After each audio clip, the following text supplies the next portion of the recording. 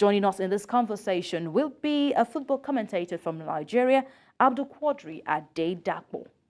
Abdul, are you with us? Thank you so much for joining us through the phone. Good morning to you. Good morning to you, and good morning to everyone watching and listening to my voice. Well, what a weekend. Not too good for Nigerian teams on the continent, but it was a comeback weekend in the Premier League and plenty of controversies yet again in terms of red cards. Yes, we've seen a lot of red cards. I know Liverpool has gotten 2 red cards. Arsenal got theirs. It's like every single English Premier League side have been served yellow cards and also red cards. By my counting, it is 9 red cards, 128 yellow cards already. What is wrong with the 2023-2024 season? It seems going to be a record-breaking season with the yellow cards and also the red cards, Abdul. Well, I think it will be, definitely. If you look at the way it is right now, we are averaging almost 3 red cards per week in the Premier League. So we could be plus and minus in having over 100 red cards this season in the Premier League. Last season, the Premier League witnessed just, of course, 70 red cards in all of the games played, about 70 in all of the games played in the Premier League. And this season, we've seen 9 after just 3 match week in the English Premier League. Well, some of these red cards have been rightly deserved because if you look at the FA rule, I was looking at the game against Liverpool and, of course, Newcastle United over the weekend. There were 2 incidences that happened that would have been 2 red cards for Liverpool. But then again, referee brought compassion into what he was doing. But is that allowed in football? Let's go to the first incident from Arnold, where it looked like he was fouled in that one. But because he complained and he pushed the ball away, allowing time wasting, he was shown a yellow card by the centre referee. Moments later, after Liverpool went a goal down, Arnold appeared to, of course, push down, block the run of Gordon. That should have been a second yellow card and a red card for Arnold. But the referee felt, okay, I've given him a yellow card in the first few minutes. Maybe to do I should send him off. Then again, you look at Virgil van Dijk's straight red card. And the FA rule on red card says you must be, of course, for a last man being sent off, you have to be clear and obvious, like he's denying the player from scoring a goal. But then you ask yourself, was Van Dijk actually, because according to FA Law 12, Section 5, it says the player is sent off and shown a straight red card if it denies an obvious goal-scoring opportunity to an opponent moving towards the player's goal by an offense punishable by a free kick or a penalty. Now, you look at Virgil van Dijk. Yes, he might have been the last man, but was Isaac going to score the goal from there? I think it was Jason White. I think it was a very hard decision on Virgil van Dijk. It should have been a yellow card, the barest minimum. The red card was very harsh for the Liverpool captain. I think Arnold should have gotten a red card in that game and not Van Dijk. Van Dijk would have gotten with a yellow because Isaac was pushing the ball far wide, and that was not going to clearly be a scoring opportunity. Now let's go to the Manchester United game involving United and, of course, Nottingham Forest over the weekend. Now you look at Joe Warren. He was sent off for a professional foul. Now that was clear and obvious because he was denying a goal scoring opportunity. The United player was full on goal. He was the last man and they brought him down. The referee had no instance. But if you compare the 2 instances, then you will feel that Van Dijk was harshly sent off. Then you look at it, a beat to the game between Arsenal and Fulham, where Calvin Bassey received a second yellow card. Now, Bassey went to a tackle, thought he lost the ball. He withdrew himself immediately, but of course, the Arsenal player came on to him.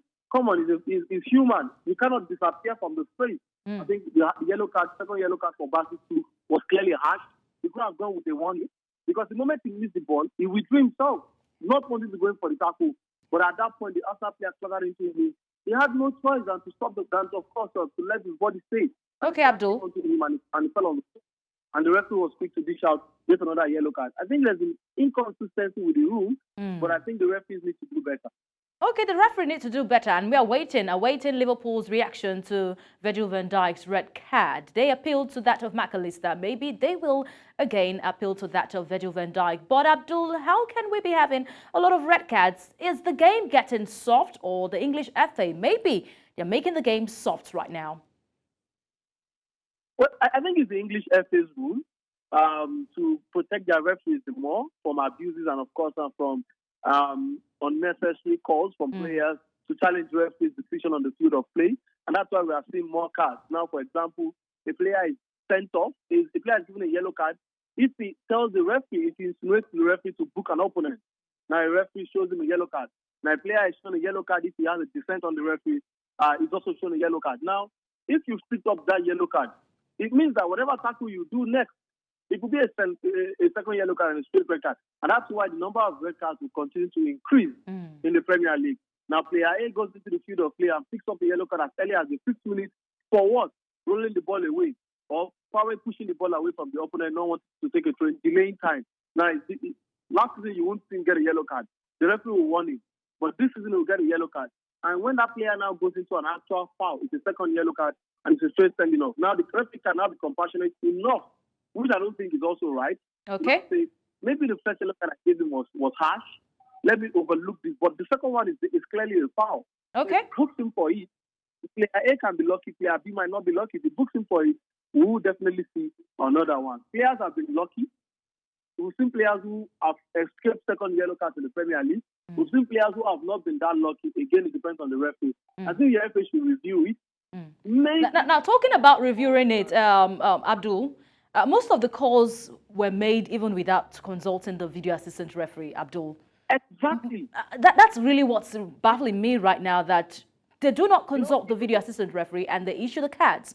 I remember Mike Dean came out with this situation saying he did not have to consult the VAR because he was trying to save another friend from grief. Then you're wondering what's really happening. Have we lost faith in the video assistant referee? Now, I think the Premier League is making the video assistant referee, in quote, look stupid. Now, you look at the fact that okay, let's look at the McAllister red card. Let's take it back to that. Now, he was sent off. The VAR agreed with it. And then a few days later, the red card was rescinded and the ban was overturned. Now, you ask yourself, what has happened to the VAR referee? What has happened to the center? Okay, let's assume the center referee made a human error. The machine is not supposed to do so. Yes. Now, if 2 days later, the FA are overturning the red card, it means there's so much controversy in the English Premier League officiating. I think the referee association, that spoken, and all involved must do better. Plus the referees, plus the VAR referees, all of them must work in synergy.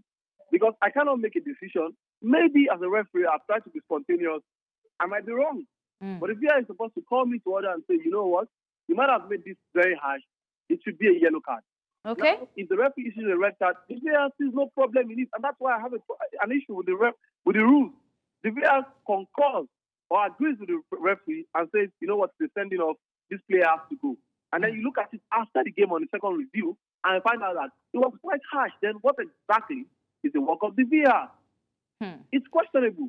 I think that but there is a lot to talk about here, to unpack about the English Premier League and the new rules that they've just made available for the new season. They say new rules, new gameplay. So we're waiting. Maybe this will be a record-breaking English Premier League season. Thank you so much, Abdul Quadri Adedakpo, for joining us on the show today. Always a pleasure to be on your show. All right, it's a pleasure having you.